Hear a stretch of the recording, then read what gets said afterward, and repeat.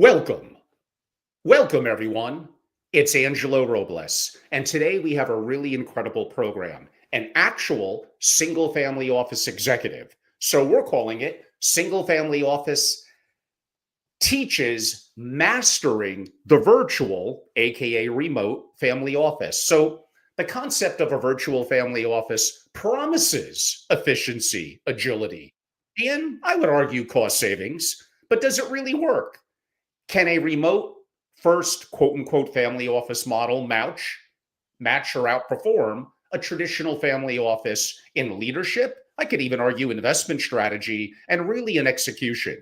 Some of the topics we'll be covering today with our special guest include the realities of the virtual family office, the tech stack to make it work. I know many of you are interested in that. Performance and leadership in a remote world, hiring and culture in a remote model, bottlenecks, one of my favorite words as a practice management aficionado of family offices. And is that going to be more difficult in a remote family office? And really the future family office, I could argue, including governance as well. So I've been looking forward to this one for a while, and we're really excited to have on a special guest who I've known for about 10 plus years, but haven't seen him even virtually in probably 5 or 6. So it's been a while. Our special guest today is Randy Abeles, CEO of a single family office. Randy, it's been too long. How are you?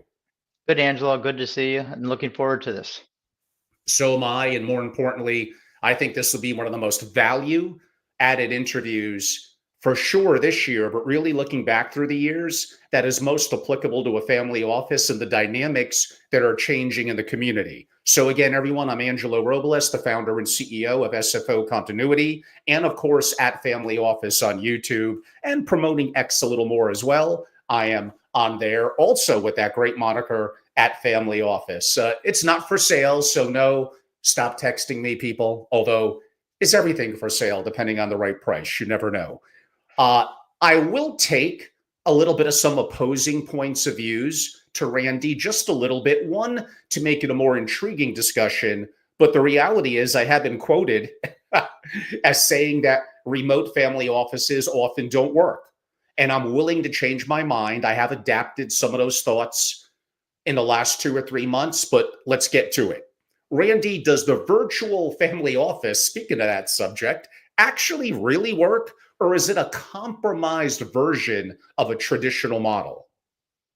I do believe it does work. I'm living it. I'm living that dream right now. Angelo, in our past life, we always talked about the virtual family office, and there was always a question about is the tech stack there for the family office, which was always one of the biggest challenges. I believe the technology has gotten so much better over the time, and I think the thing people have to remember is a virtual office is not for everyone. You have to have the right players in place in a certain situation. But if it does work, it's great. I believe it's a huge cost savings. But you have to do it in a way in which you keep your people engaged, because obviously the HR part of this and you're keeping your key people is very critical, because some employees do really well being virtual, others don't. So you really have to know your players and really get to know them. So I don't know if that answered your question, Angela, or not. It does. It shows for some like yourself, you've been able to execute it. And we're going to get into the details of that. Like you said, certain things in outsourcing leadership and tech stacks really, one, you learn more, but the tech stacks have evolved, especially since COVID. Uh, the potential of it is, could you do more with less, better, and faster? If you could, those four things are a powerful, powerful combination. And those of you listening or watching that are not as familiar, make no bones about it. I don't care if it's a deca-billionaire single family office. Doing more with less is a nice way of saying we could be more effective and efficient and save money. It absolutely does matter to families, especially as it gets more scrutinized for the capabilities of the family office than ever before. Randy, what aspects, and again, I hate to come out swinging so hard initially, but you can handle it. What aspects of a traditional single family office cannot be replicated in a virtual model? A single family office where you actually have an operating business as part of the single family office, I think makes it much more difficult. I'm talking more of with a lot of the families you deal with, Angelo, where they've monetized already. They've had their liquidity event. They're now running the family office for the family, future generations. I'm working with G1 and G2 right now. And when you have more and you have younger people, they love it. They love the technology, Mhm. but I really believe if you have an operating business, because so a lot of family offices work out of operating businesses, as right next to it. I don't think that'll work because we have an operating business. People need to be every day, and I think one of the things you mentioned earlier, the having the right people in place are critical because especially for the tech staff, you need a CFO, you need a good technology company, you need to have the right players, but to your point before your question, the savings to the patriarch, the matriarch are huge and they love it. And the other thing is they get better information quicker and faster than they normally would. Yeah, I mean, that goes, the promise of it is do more with less, better and faster. How often do I see that be in reality? All four of those, very rare, but that's one of the reasons why I'm having you on. The leadership part of it and culture is going to be important. In audience, I promise we will get to naming names and the tech stack and all that. That is coming. But I still have to come out swinging. I'm sorry. But Uh, but but I'd like to give you one example. Like sure. my family office is set up where we have a separate investment committee. We meet the first Monday of every month in the afternoon. This morning, I sent out to the whole investment committee our financial results for February 28th, totally complete and balanced. They had them over the weekend. We can turn it around in less than 12 hours. As soon as it closes, we just need a few adjustments from, our custody agent and it's done. I mean, so here we are having an investment committee meeting today on the 3rd of March. They have all the information for February 28th, plus the meetings in the afternoon. They'll also have what what happened in the market to date to the portfolio. I mean, that's the beauty of technology. Of course.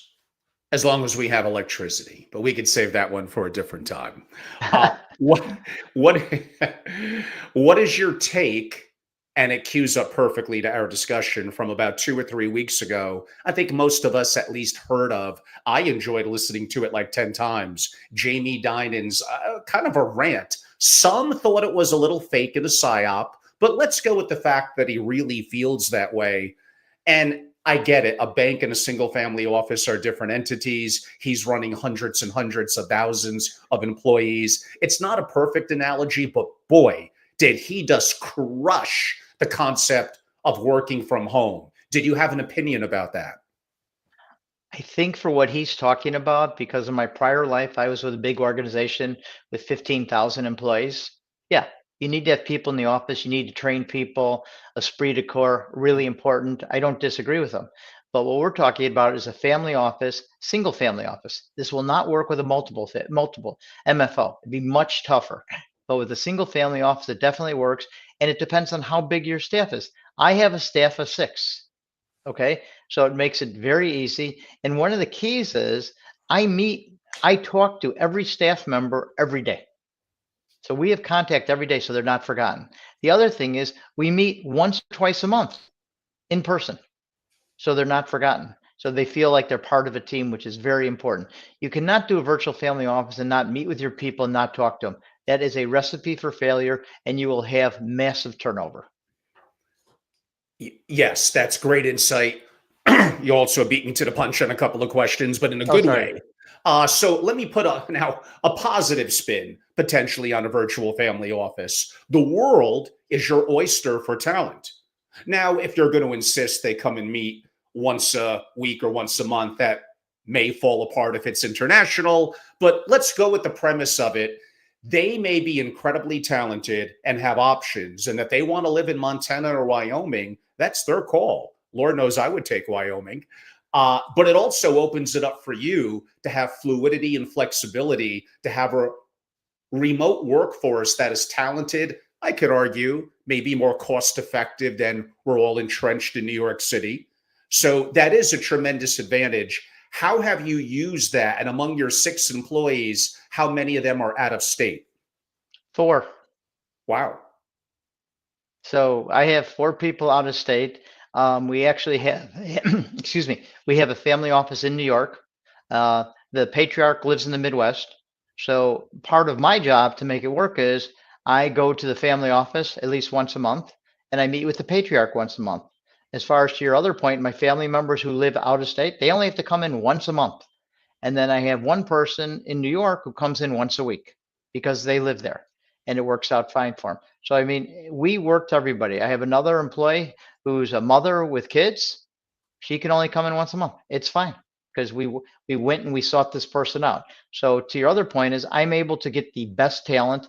And by the way, these people are very happy because it fits into their life.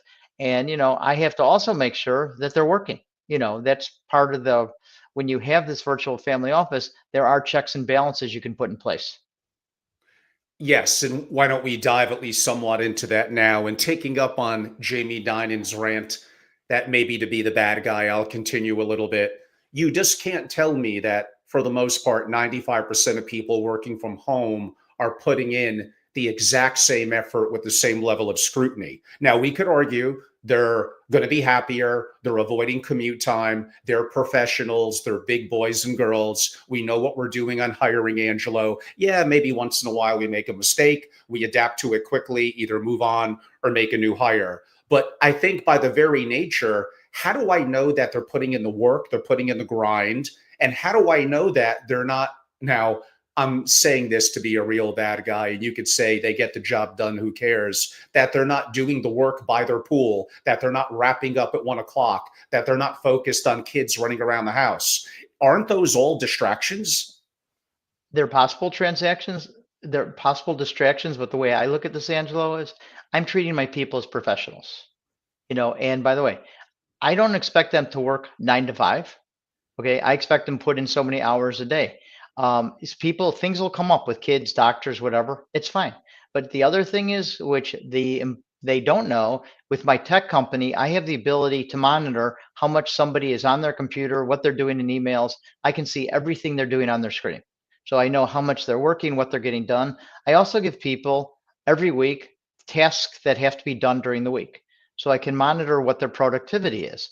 So to me, the kind of job and being in a family office, my employees aren't 9 to 5 employees. We're on call 24/7. Yeah. So, I mean, they're available. So if I need to get somebody on Saturday or the patriarch has a question about something on Sunday morning, my people are all available.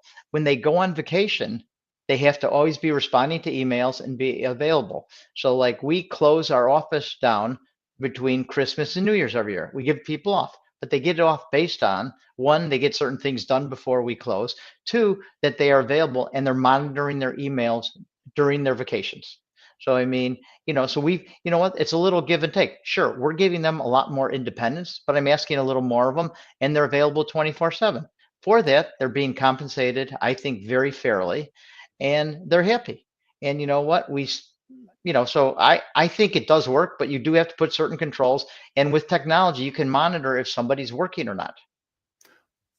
And let me ask a question about that. Are they assigned a company quote unquote computer that they must keep strictly business, or could they use a personal computer, but you have a container in it, as I think the industry calls it, that allows you to one track their time while they're logged in from the business side? And I guess a part two, what happens if it's time to move on? They leave on their own accord, they let go, fired, whatever you want to call it. How do you then delete their access to that computer? If you use containers, would you mind naming a brand?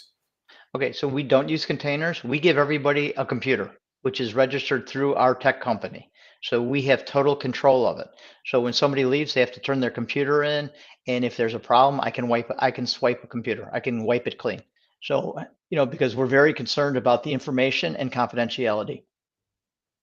And the employees also in their employment contracts sign a pretty, as far as if somebody's going to leave, we have some pretty stringent rules on what they can share and that that they really can't share a lot.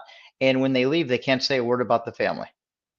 Do you have it in written documents anywhere that they're not allowed to use personal computers for business Yes, use? yes, they can only use our And computer, and we give them a phone too. They have to use the phones we give them too. I was gonna ask you that. And how do you address the issue of Wi-Fi?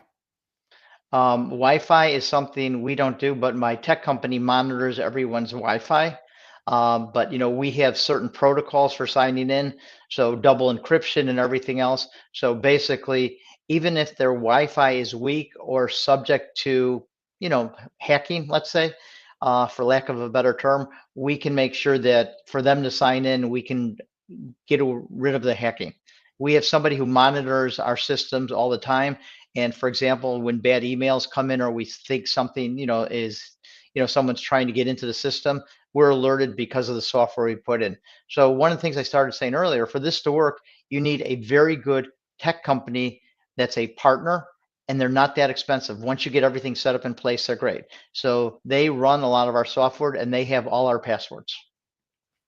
Is that some concern that they may have the keys to the kingdom? What happens if there's a falling out, a breach? Is there a backup person that would be able to, where they don't have access to everything, is basically what I'm saying. We have a lot of duplication. So we have another company monitoring, but we know these people. We've worked with them for years. But I have another company always available that has our systems in case they go bad or something happens or they go down. So I never lose connectivity, or I Okay. haven't up till now. A related question, so it's a little bit repetitive, but it may has a little different tone to it. What cybersecurity measures do the employees go through, training and updates, as well as maybe the systems, which you somewhat described relative to Wi-Fi monitoring, etc.? Cybersecurity is a very big threat. Everybody goes through a course with our cyber company and they have to pass it. The other thing is we teach people on certain emails you shouldn't open or whatever. We have a company that will actually send them emails, and if they open it, they could be in trouble. So we're always checking to see if they actually paid attention, and they have to pass the course, and they have to go do it every year Okay, on good. cybersecurity, because cybersecurity for family offices is terrible. One of the things I'll tell you where I see the biggest issue from my prior life is wires through a family office have really been hacked a lot more. We now do everything. We do it through our custodian does all our wires and whatever. So we have no issue, because I don't want any employee doing wires or being able to get hacked, because there's been so much fraud with wires in single family offices. A related question, but building upon it, since you did bring it up, the advent of AI has created some incredible, talented, bad people that could duplicate your image, your video, and put the words in their mouth that even match your voice. So it's getting harder and harder to detect deepfakes. With something like you mentioned, if I'm in the office, until we get robots that look exactly like us, I have a level of security relative from that perspective, but you're effectively mostly remote. How has your office addressed the fact of the advent of AI has brought on some incredible deep fakes? How do you double and triple verify when maybe whatever, more than $10,000 is flying out the door in a wire or something like that? So again, nobody does wires out of their computers. They all go through our custodian. So we just send them spreadsheets with them, which are all double encrypted. And if somebody was going to get in, because all our computers are issued and monitored by our tech company, somebody could not get into the computer with the double encryption, at least up until now. This is what my tech company tells me, and we're pretty secure. And we're even going one step further. Even with their cell phones, they now have to have a key, like it's called the one password account, which is amazing, which really gives you security to protect all your passwords. So I mean, the good tech companies, and believe me, there, as you know, Angela, there's a lot of bad ones. There's a lot of good tech companies out there, and the ones, they'll protect your assets, because the family office has to be protected, and because we're protecting all the assets. But remember, besides what I do, I have everything custodianed by a very large, international New York bank that is our custodian for all our assets. So And in terms of a little bit of practice management, because I do think it's harder in theory when you're remote, I'm assuming you believe in understanding what goals are, that people are assigned goals, And if you follow principles of Peter Drucker and other titans in the world of practice management, and you with your accounting background, probably a little more so, do you have things like key performance indicators, KPIs? Do you have OKRs, objectives and key results? And how do you track the progress using technology like project management to see the progress they're making on those goals? So everybody does have goals. They sit down, they come up with them. I have to approve them. We do like quarterly check-ins on their goals, and then we do a mid-year and an annual review of every employee in person that goes through all these. As far as their products, I will see the products, or my CFO will see the products that are produced, and they'll be reviewed. The key I think to this is giving somebody a goal and setting the expectations so they know what's expected of them.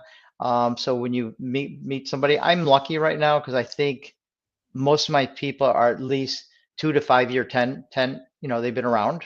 So they've been with us. So we know the people, haven't brought anybody new on in over 2 years. Hopefully I won't have to because we have a really good team. But I think meeting with the people, setting them goals, monitoring the goals, and communication. I can't stress that enough. If you're not communicating with the people in a virtual family office, you're going to have massive turnover. I've talked to other friends of mine who run other family offices. We share best practices, just like in forums like you run, Angelo. And it's very critical that you talk and meet with the people.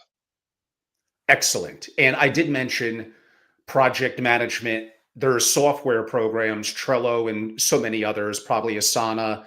A lot of platforms have them now where, and I know some people find this a little overreaching and a little bit of looking over the shoulder, but if I have goals that are assigned, I would like for my talent to update me potentially daily via a digital platform that me and others could look at, potentially including the principal, so I know the progress that is being made on the goal. Now, does every goal need to be monitored every hour and every day? Probably not. Does it have potential to be a little bit heavy-handed? It does. But, and maybe I sound a little anti-people, but I just know that most humans are not the best versions of themselves. They do need a kick in the butt.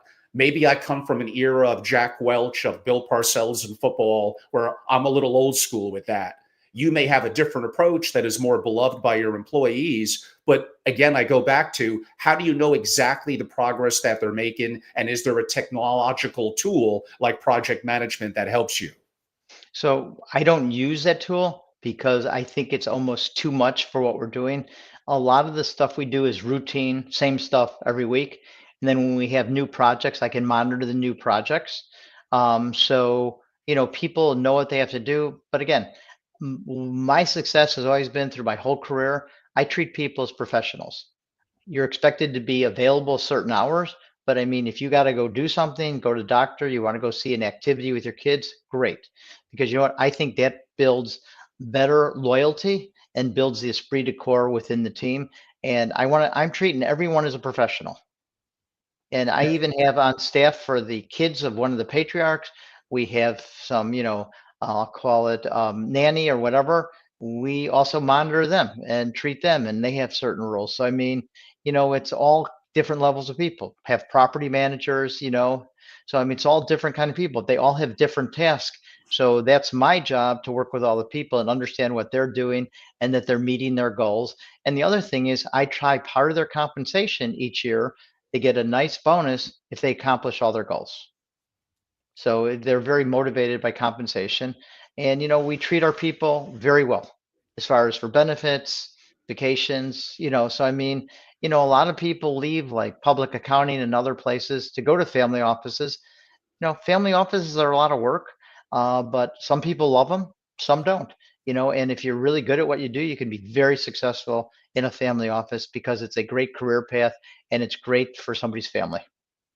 And how do you address an issue that I would call, to me, the big three in the family office in this order? People by far number one. I now put tech number two, somewhat due to AI, which we'll get to a little later. And I put systems number three. But systems are, of course, very important. Randy, what happens if someone leaves on their own accord, gets disabled, goes down, gets fired? And the word I used earlier is they kind of have the keys to the kingdom. How do you have redundancy in standard operating procedures, in systems, in a backup person, including yourself, that is able to step in and do a good enough job until it gets more clear exactly what we need to bring on to replace or make an other internal decision internally?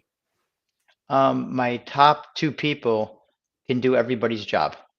So they can cover for somebody until we bring somebody on. I wouldn't say everybody's overworked, but certain times of the month are worse than others. But so they have some availability, but we train more than one person in somebody's task. So for example, the CFO, I know everything he does. I know his systems. I know what he does. If God forbid something happened to him, I could step in until I brought a new CFO in. So, I mean, because we're a smaller office, Angela, it's tougher to have as much backup as I'd like, because I'm limited in how many employees I'm going to have. And we're trying to be efficient. So, with the technology, it's very helpful. But listen, whenever you lose a key person, I'm not going to kid you, it hurts. And it's going to cause a little downtime. You got to get up pretty fast, but I don't think we would lose anything. And we also have, an outside accounting firm that can also back us up, and we also have our custodian that can back us up. So we do have backups. If we couldn't use the office, we can go use their services because they know what our systems are and they have all our records.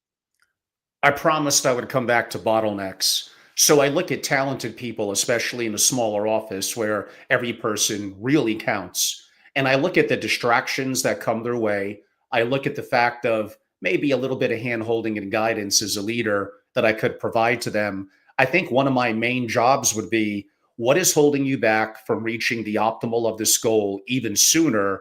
You must have some bottlenecks. And how could I help you eliminate those bottlenecks? Do you look at yourself as being a bottleneck remover, a problem solver? And do you have that kind of relationship where you can make that phone call, that inquiry, and help get that problem off their back? Absolutely. That's part of what I do in talking to everyone every day.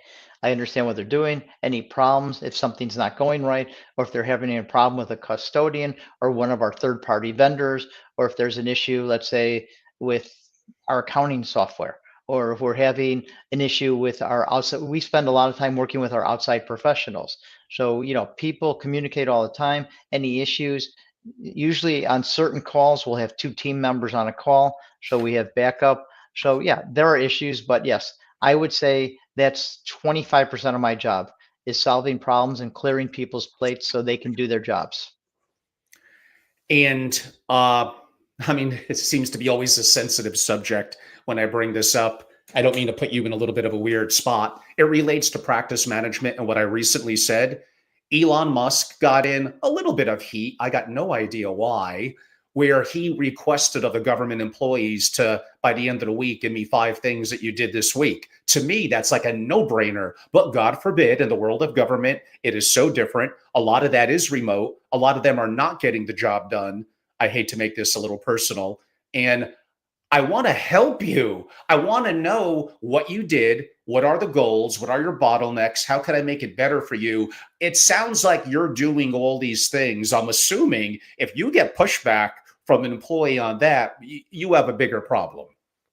Yeah, I agree. I know what everyone's doing. So, I mean, I could write the list of the 5 things they did in the last week, you know, because I know what they're doing. I assign the task, I know what they're doing, and we have such a good relationship and such good communications.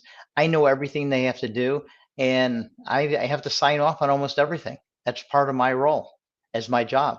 So, I mean, it takes, to have a virtual family office, you need a strong CEO, you need a very strong CFO. That is probably the second most critical position. And you need, as you've kept saying, you need a tech stack that works. And I will tell you in the family office world, because I used to do this in my prior life as a consultant, the perfect the tech stack doesn't exist. It still doesn't exist. I think it would take somebody with a lot of money, and I think they can make a lot of money. You still have a lot of family offices. Angela, you and I used to talk about this, that they're still using spreadsheets for their investments. I mean, okay, it used to be like 87%. It's probably down to 60 or 50%. But I It's would say, still, yeah, it's still more than half. Right. Yeah, I would still say more than half the family offices are still using Excel spreadsheets. It's crazy, because the technology's out there. So you have to have a family that wants to, one, the patriarch and matriarch, that they want to actually adopt the technology. Some families don't. And by the way, when you start getting into the younger generations, that's all they want. They want technology and they want everything to be able to use on their iPad or their phone. So so I saying for someone who's going to run a family office or take one over, you need to be up to date on technology. And I think there's a lot of people out there, and Angela, as you and I have talked, the technology has gotten so much better. It's like almost there, and it's and correct. and And it's not cheap. Technology is not cheap. now let's talk a little bit, and I'm going to stand up for the young folks here a little bit. I get it. You have a solid team of six. It's an intimate number, no turnover the last 2 years. They're all seasoned professionals. Uh, Great. You got it going smoothly. I could still argue sometimes things need to be shaken up, just like in a sports team, it gets a little too comfortable, but ignore that part of it. If I'm younger and I need hands on, I think I do, experiences, how am I going to get that in a family office if it's either uh, overly remote and maybe there's not really a career track? How do you handle interns and younger employees? So that's a great question. We have brought interns in to work with the person who goes in the office once a week. We have brought them in just to show them. But I will tell you, having an intern, having a great experience in a remote office is very difficult because they're left on their own. They're learning about Zoom calls, and there's not a lot of one-on-one. So that's a tough issue. That's part of the argument when you talk about Jamie Dimon and some of these other people, and some of the organization I was you can't be remote, because if you're bringing in new people every year, how do you get them as part of the team if they're at home? If you look at the turnover in a lot of the bigger professional companies, turnover during COVID was a disaster, because all these people were brought in remote. You had hundreds of people who never met some of their team. It was all remote, so it was very difficult. Uh, but I do believe that in a smaller family office, it does work. But I will tell you, listen, we've been lucky. We haven't had turnover. If I had turnover, but I will tell you, because I see the resumes that come in, there's a lot of very qualified people out there. There's a lot of people leaving the accounting profession. There's a lot of people leaving family office consulting firms. You know, a lot of this, Angela. How many people have moved to family offices? How many single family offices are there now? I mean, there is a lot of opportunity there. But I think the most important thing you said is, how do I have people and what do I show them? Like, what's their career path? That's my toughest challenge. How do you make a career path, especially when you have a smaller family office? So, that's something we work with. And, some people have desires to just do a certain thing, but other people are looking for more. So I'm training, because of my age, someone who hopefully can walk into my shoes in a few years, which is their opportunity. And then somebody can move up to their position, but it's very tough in a smaller office. And it's not off track. It relates to what you said in terms of having six people. Uh, I'm going to make the point that with effectiveness in leadership, with the right people, and by the way, hire brilliantly, you practically can't fail. Now, is hiring brilliantly a little harder than maybe what it looks like on the surface? Sure.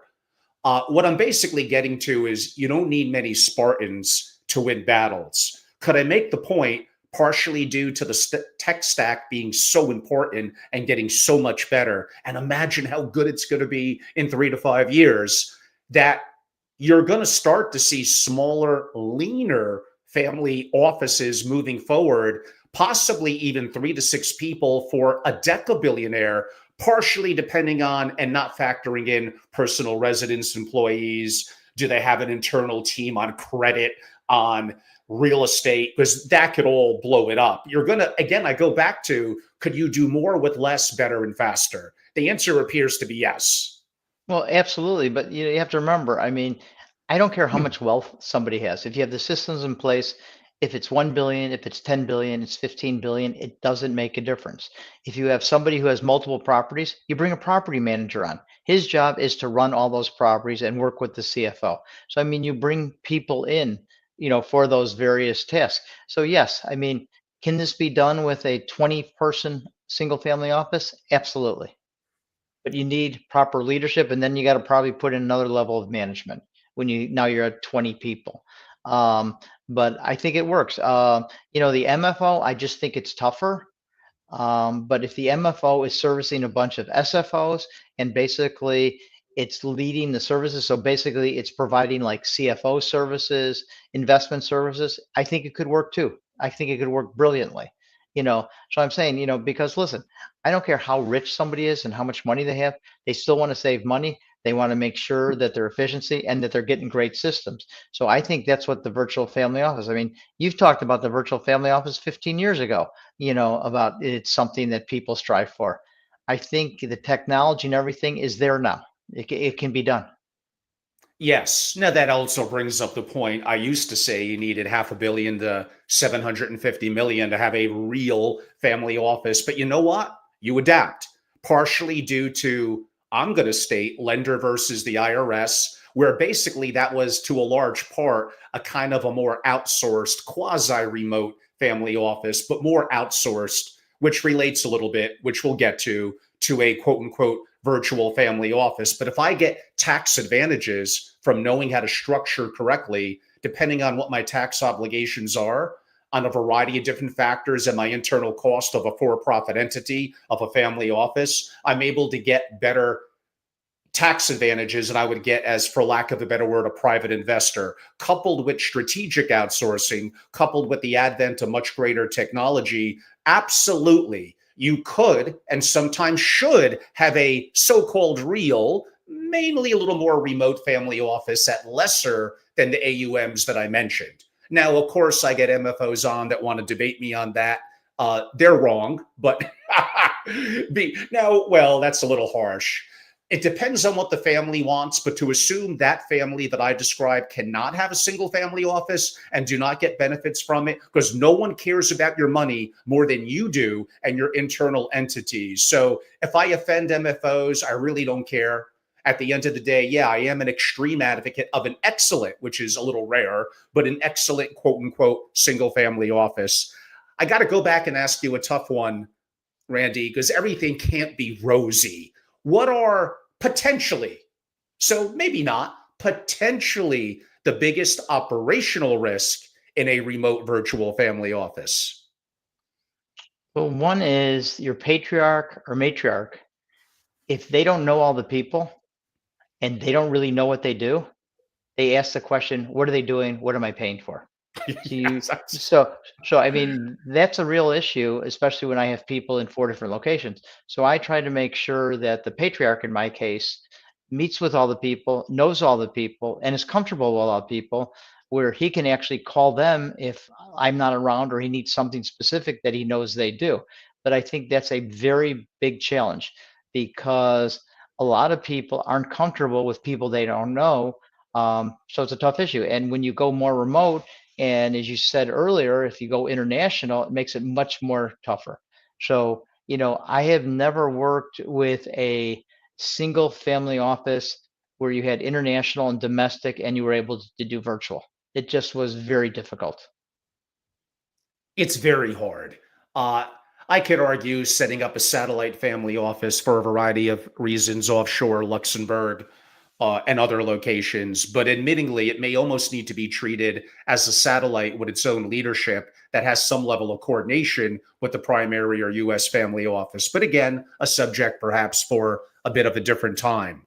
Uh, Can I go to one point you mentioned earlier yes, please. on the lenders?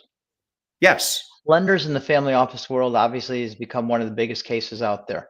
And I'll tell you, for anybody out there listening on this call, if you're setting up a family office, make sure you get a good professional team. That's lawyers and accountants. I'm not going to give you any names, but that understand lenders, because your best chance for success is when you set it up originally. So if you're setting up a family office, setting it up and using all the rules of lenders, you'll get huge tax benefits. And especially if you're setting up a new family office. The other thing Angelo said, I do agree. There are limits on dollars, let's call it AUM size, as you said, Angelo. I think under a certain limit, you shouldn't have a family office. A lot of people like to go to their country club and say, hey, I got a family office.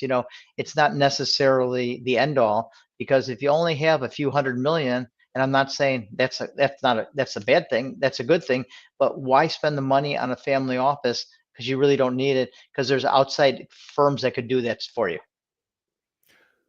I would debate that to a degree, which I think is what I hinted at, but I do go back to most family offices, admittingly somewhat qualitative on my part, are really not excellent. But I don't think it's necessarily because they're too small in AUM. They just don't make a decision to be excellent relative to culture, intent, and leadership, and the decisions that they make. And I've had, some debates which were meant to be open debates. They weren't shockers, Jamie McLaughlin and some others. And those of you that disagree with me, bring it on. I'll potentially have you on the show, and that could be, we'll structure that as a debate. But what Randy said is not incorrect and can be, unfortunately, right sometimes. But I am an advocate at lesser amounts in today's world. And I completely agree that the lender case is simply a point in time from 2017, but it does give a framework. And you think that your attorney and accountants are great because, of course, you only make great decisions, everyone. Well, sometimes you don't.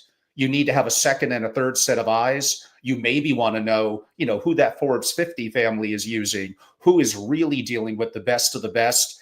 And you have to pay for that because that's high quality. Randy, back in the day, I think I mentioned this before, when I first got into the family office world decades ago, there was a guy in Chicago. Chicago has like all these thought leaders. It still does. It probably pound for pound is like the epicenter of the single family office community. Do you remember, like, he was like a legend. Like, I had families that reached out to me to say, Right. please, could you get me an appointment with this guy? Do you remember Steve Thorne? Sure. Yeah, There like were, that yeah. guy. Well, it's Wow. funny. It's funny you say that. Even today, I would tell you, I'm not going to say the names. There's probably only 5 law firms I would go to set up a lender structure. And if you're setting up a lender structure, I'm going to tell you, it's not cheap. But the benefits are huge, and the lawyers are more important. And I'm an accountant, so I'm a tax guy, so I'm not, so don't anybody kill me on this. But the lawyers are more important in setting lenders up properly than the tax team, and then obviously the tax team has to know how to work within the lender structure. But I agree, there's probably 5 or 6 law firms that handle most of the lender setups right now.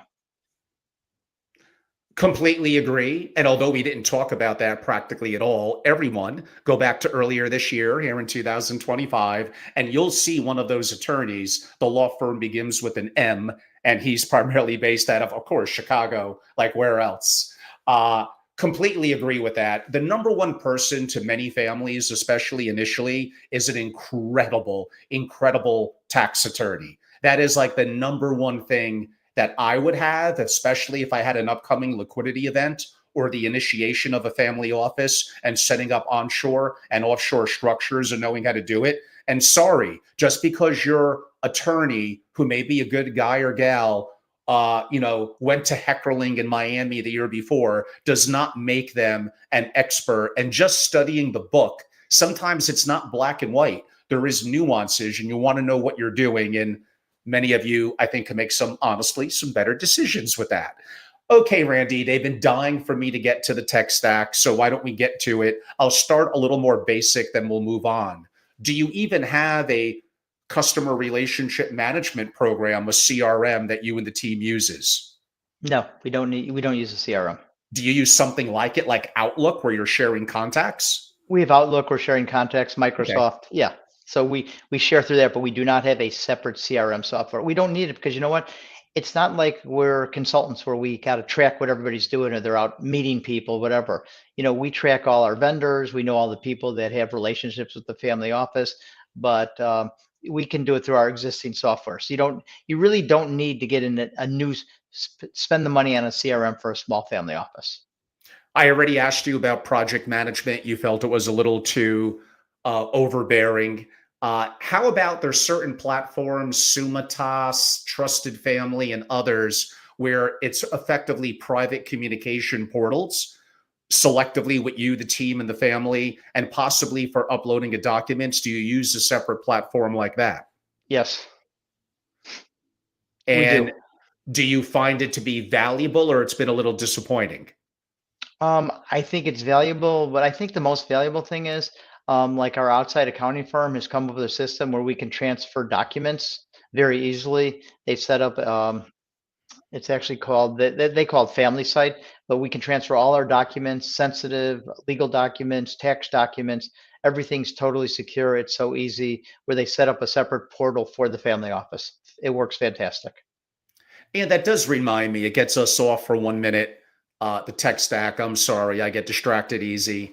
But how do you know what to keep internal in the family office and what we don't need to be great at? Maybe we can't be great at, therefore, we need to outsource. How do you make those decisions? We have procedures in place on when we keep documents, and we use the software. It might seem old to people, but it's great. Box, and we track everything in Box. And I mean, we have someone who spends half their time. All the documents are sorted. We can get any document from the family's history. It's great. It's our archives. And so we have certain rules on when things get archived or whatever, and when we start deleting stuff. So no, it works because there is so much stuff and so much information going through a single family office, as a lot of the people on this call I'm sure deal with.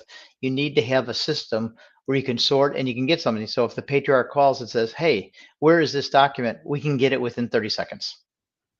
And back a little bit to my outsourcing question, are there certain services, maybe travel, lifestyle, security, that it doesn't make sense for you to bring in 24/7 internal, you outsource it, but you still have to integrate it with the family office? How do you go about doing that and making that decision?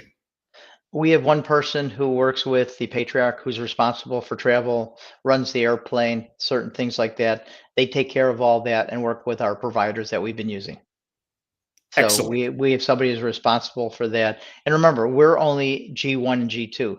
So, where you have a family office where you might be three or four generations, I think it's a different story. And you might need a full-time employee who just deals with handling the different matters, like, does somebody need a mortgage, or does somebody need help this, or do they need to book a travel or rent a house or whatever. Of course. And yes, audience, we're going to get to governance decision making and a little bit of rising gen stuff in 2 seconds. But let's complete a little bit of the tech stack. Probably among the most common in a single family office is aggregation and reporting. Would you mind mentioning the one that you use and why you think they're good? We use Adapar. Adapar is great. Once you get trained on it, it's very easy to use. It's very quick. And I've looked at a lot of softwares. I think it's one of the best ones out there. And Adapar depends on how many feeds and how many different institutions you're feeding into it. And the other issue that's always out there, so a good family office will always have a certain percentage of their assets allocated to alternatives. Alternatives are much more difficult to account for than cash and investments, which you can get every day, every minute. On the alternatives, it's very tough, and there are new softwares out there that help you with it. But alternatives are still a difficult one, Angelo. There's some new software out there, but it's hard to get timely information on your alternatives because they just don't give you financials.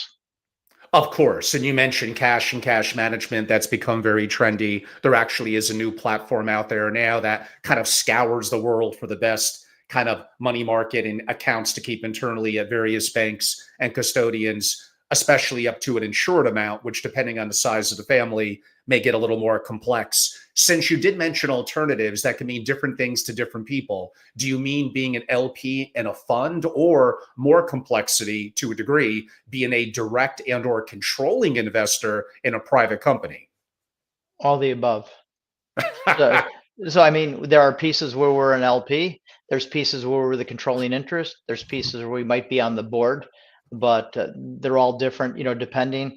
But this is where my family office has an outside great investment committee that sits and guides the family through. And let's be fair. The last 10 years in investments have been great. Families look good. So I mean, it's almost like throwing a dart on a dartboard. Outside of 2022, which was horrific, that is definitely most true. You Although you may know, not use it, Do you find a brand like Arch, which is different than Archway, everyone? Arch is good if you hold private interest. Arch is, I think, one of the best ones out there as far as for dealing with limited partnerships, and tracking them the best they can. The problem you have with limited partnerships, some are better. If you deal with someone like a BlackRock, you're going to get better information opposed if you deal with a single partnership or an investment that one of the family members had to invest in. So I mean, it's tough. And, we try to talk to the family about what they're investing in. And, we do our due diligence, or where we'll use our outside advisors to do due diligence. But I mean, to keep control and get good information, it gets tougher on the ones where you don't have a controlling interest and you're an LP. And one of the audience members, Shauna, you beat me to the punch. She asked, so I'll ask it in her words. Randy, what about GL, meaning general ledger? Any specific preferences? Sage. We totally are on Sage. It's fantastic. It works terrific with Adapar. It works with our custodians. You have to have a software that works. You need a CFO who's very comfortable with it. We have multiple entities. Sage is fantastic at keeping multiple entities and doing consolidations. So if you have somebody who knows what they're doing, it'll make your life easier. And I think it's a great software. And I am not paid by Sage to say that. If I could briefly comment, then maybe ask your opinion, Randy. You mentioned in aggregation and reporting Adapar, and you mentioned for GL Sage Intact. Those are effectively probably about the two biggest brands in terms of what they do. I find them to be wonderful companies, sometimes a little complex, a little old school, a little on the expensive side. But again, to a degree, you get what you paid for. But now here's the question. There are lots of new entrants into aggregation reporting and the accounting and general ledger. And some of them that I've looked at have been damn impressive. They're cost effective compared to some of the monsters you noted. And maybe if you're not a 70 entities, a gazillion this or that, $3.9 billion family, the brands you mentioned may be overkill and too expensive relative to how AI has gotten more intuitive, and some of the newer platforms coming up that are built more on an AI foundation and platform are somewhat able to do more with less. Do you feel an obligation, but I know it's a pain in the ass, to potentially look at other platforms as new technologies arise once every year or two? We do a review every 2 years of our technology stack. The one issue is, so let's say I'll pick Adapar and Sage. They don't always communicate so great. So you have to buy a third software like Knowledger or other softwares out there that help make the link, because there still aren't great links with all these softwares. So what I said earlier is the better mousetrap for family office technology still has not been built. I mean, if I had a lot of money, I would take $5 million. I would go build the perfect stack and you'd make a fortune, because it's still not, no one has built it yet. There are some entrants and players, maybe I'm going to be a little careful mentioning names, that with the advent of more AI foundational programs are happening that I think are going to start to address some of these issues. A lot of the platforms now are so profitable. They use words like AI, they make some patches, but really at the heart of it, they're not truly AI centered platforms, because that would take a fair amount of money. A company like Adapar, they got the money. A public company, Sage Intact, they got the money. But whether they're desiring to want to move that quickly in that arena is something to kind of be determined. But I'm glad that you do review that every 2 years. Do you have, and again, you don't have to mention names, do you have a specific, and there's about 4 or 5 or 6 that I know, family office tech consultants that you use that every 2 years? We do it ourselves with our outside consulting firm, Okay. which Uh, we have an international accounting firm that we use, and they have the expertise, and we use them to help us review that process, because they see a lot of the new technology. The other thing that concerns me, not concerns me, just people should be aware of, AI is fantastic, but AI, there's still more security issues with AI, because AI is very open platforms. So you just have to know what you're getting and make sure you understand. And especially with the newer entrants, yeah, Angela, there's new companies coming all the time, but it's just like when I look at an investment, If someone hasn't been around for 5 years, I'm not touching it because, I want to make sure they're okay. And, we owe that to the family to make sure that we're doing our due diligence. It's a similar question to what I asked earlier on operational risk. So, but it has nuances to it. What is the single biggest mistake as you talk to other families? I think it's going to be communication that you find that virtual family offices make. They go live too early. They don't have the systems in place. And the most important thing is you have to have the patriarch, your G1s or G2s on board because some of them aren't ready for it. I mean, you're talking about people who grew up with ledgers and ink pens and accounting, and now you're throwing this at them. You have to make sure that they've bought into it because if you put it in, you put it all in place, you spend the money, and then the patriarch or matriarch says, you know what, we don't like this, it's not working for us. So you really got to bring them in the whole process on what you're doing and show them what efficiencies and how they'll be able to get that. It'll help them make better decisions with this information. You have to really keep them in the loop. And I promised I would come back a little bit to governance, which basically is how we make decisions. I won't bore you with the nuances of how the family internally makes decisions, but more governance from the family office perspective, although maybe some level of conduit through the family as well. Uh, Mission statement, vision statement, constitution, a written document, and mission statement of the family office. Are any of these things important to how your family office is structured? They're very important, and we even have an outside board of directors that the patriarch sits on, and I answer to them. So I have a board of directors that I report to that includes the patriarch. And we Now, do have a mission statement, and it's a very complex structure, but it puts a lot of checks and balances in place. So, I'm not out there just running free. yes. And again, I think systems are important. I think having a sense of purpose and intent and effectively through governance. I'm a fan of all that. But Randy, I got to be the bad guy once in a while. I could also make the argument, having been in the community for decades, traveled the world, consulted the families, that there are times when they could have too many systems, too many antiquated systems. They play it too safe. They're too careful. There's too many layers between the family, often that aren't a bloodline. And I know I could be a little prickly about that. That annoys people. I'm sorry. But I've seen too many committees, too much of this, too much of that, where it makes the family more fragile because there's too many things in place that kind of become a bureaucratic mess. Where do you think I can be right? And where am I maybe making that worse than it sounds like it really is in reality? Well, as long as you have like the patriarchs involved in the board. So I just have one level above me, the board. So it's really not that much. It's not that complex, but we do have governments. We do have a mission statement. Yes, you can go way overboard. You can write an HR manual for a single family office that's 400 pages. It's ridiculous. I have an HR manual that's 22 pages. So I'm saying, which we did with our attorneys. So I mean, you have to have the systems in place like you're a big company, but you got to remember you're a single family office serving the family, and your main goal is to make sure that those assets are there for future generations and that the patriarch and matriarch are being taken care of. So you have to understand, if the first thing is, Angela, as you've talked about it a lot in your past, is you got to understand what they want. What are their goals? What are they trying to accomplish? You got to help them. You know, you might be involved with a family that they want to give everything away. Okay, then you got to put the systems in place and the foundations and understand what they want to do. So I mean, if how many times have you heard, if you met one family office, you met one family office, there's no two single family offices alike. I mean, everybody says it, but I got to tell you, it's true. I've consulted with probably 20 or 30 pretty large single family offices.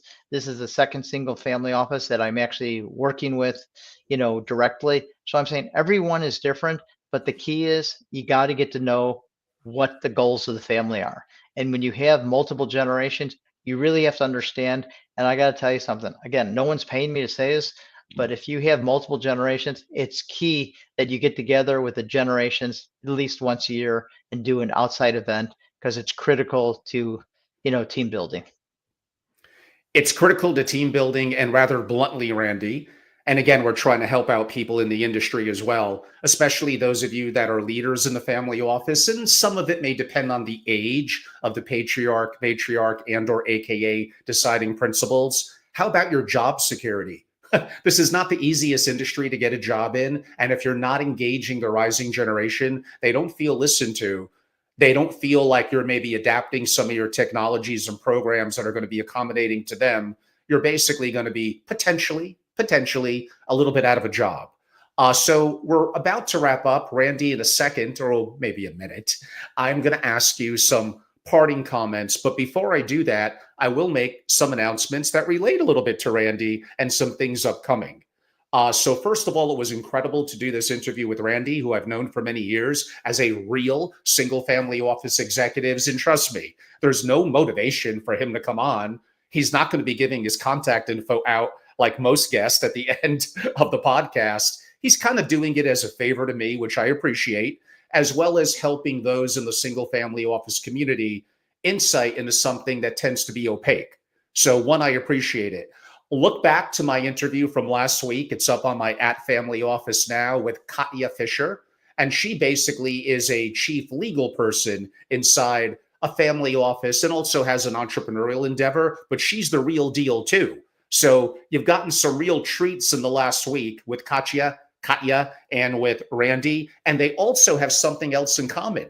I'm going to be seeing them effectively 3 weeks from today and for a decent part of that week. So I haven't spoken about it too much, a little bit. I'm going to make 1 or 2 announcements about it this week, then that might be it until it's over. So I am hosting effectively the most complex series of events that I've hosted probably since my Tony Robbins event over effectively 3+ days. Only one part of it involved Tony, although it was a multi-hour session. That was a lot of time on stage. That was Santa Monica in 2019. I sold Family Office Association since then. I do have a new private club, SFO Continuity. Go to angelorobles.com and learn more. And I'm doing great. I'm so fortunate to have incredible people around me. So I've done mini programs, probably like 20 of them for my members in the last year, but I'm opening up to a little bit more of a larger scale, or a lot more of a larger scale event in Palm Beach, the week of real Palm Beach, the week of March 24th. And Randy, who you're hearing today, Katya, and other guests I've had like Jordy Fisher and others are going to be a part of my program. You get a chance to interact with them, which, no offense to virtual, it's just better, at least from the perspective of interacting and learning as peers. Now, here's the little bit of the kicker. We are basically all done.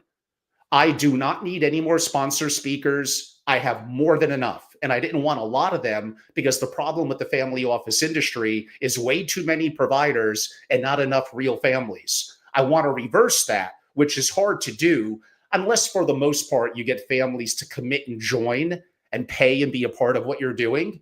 And I've been able to do that, at least to a good degree, Family Office Exchange, and really very few others. Otherwise, you have the reverse model, which is not good in my perspective and opinion. So we're all good. I may do other mid-size events like this throughout the year. And when an opportunity opens up, I may be a little more public about it, and you better move quick. And even as a family, you could be a real family. I am booked. I am overbooked. I am oversubscribed. I do not have room even for friends of mine, with the exception of you join SFO Continuity, my private club. And that is your ticket, and much, much more than that, into this event in Palm Beach, which really is me being there all week and hosting events through Friday, private homes. This is like the most extensive week I've done again in like 6 years. 6 years. And we're doing great. But if you want to learn more, not that I really talk too much about that, even on angelorobles.com, but go to angelorobles.com and join if you're a family or an SFO and be a member. So on that note, Randy, I look forward to seeing you in a couple of weeks and other incredible family office peers and selective speakers. It's going to be an incredible mix. As we're putting a bow and wrapping up on the virtual remote family office, what maybe did I leave out, or what parting comments would you like to make to the audience? I just think virtual is something you should look at. As I said at the beginning, it's not for everybody, but I think even some of the things from a virtual family office can work in a real family office. Um, but again, it's not one size fits all. So you really need to understand, and I can't stress enough, having the right consultants that know what they're doing and that they work in this area. You don't want to get somebody who's a technology expert, but they don't work in family office. You need somebody who understands family offices, because single family offices are onto their own. They're very specialized, and you need people that understand them. I can't stress that enough. With all your professionals, you need somebody who does it. A lawyer? No. If it's a lawyer that doesn't work with single family offices, no. You need a lawyer that specializes, people that do this for a living. It'll help you and save you tons of time and money. That's A my hundred comment. percent. 100% agree. I mean, in my case, like I'm obsessed and I'm crazy about the single family office community, but there really is not a huge number of people that are incredibly talented that are, especially in legal and even in accounting and other areas of service, but those are more nuanced. Like, Randy, you've been great. There were some comments that came up relatively recently for our live audience, primarily members. And thank you. Apparently, a lot of you loved it. And some of you did bring up some other platforms that I've started to become more familiar with. I don't know if you know about Orca, Randy, and there's some others. Like I said, the world is changing, companies are evolving, new companies are forming. Some of them appear to be incredible. Let's see if they're able to be profitable. If they don't make money, then they're not going to sustain because they're not profitable enterprises. But the advent of new competition and AI driving costs down and arguably making it better is going to be good for the buy side for the single family office. So we'll see how this evolves. Looking forward to seeing it. But you always need to evaluate and keep an eye and go to events like Angelo and other events where you're staying up on what are the new products out there for family offices. Indeed. And everyone, Randy's been a great guest. Again, really no contact information, nothing to sell on his part. That's Randy Abeles. Very fortunate to have you on, Randy, and look forward to seeing you in a couple of weeks. Everyone, thank you so much. I hope you enjoyed it. Look forward to the next time. And for some of you, in person, Palm Beach, week of March 24th. And no, I won't forget to bring my box of Churchills beating my cigars. Thank you all. Thanks, Randy. Thanks, Angelo.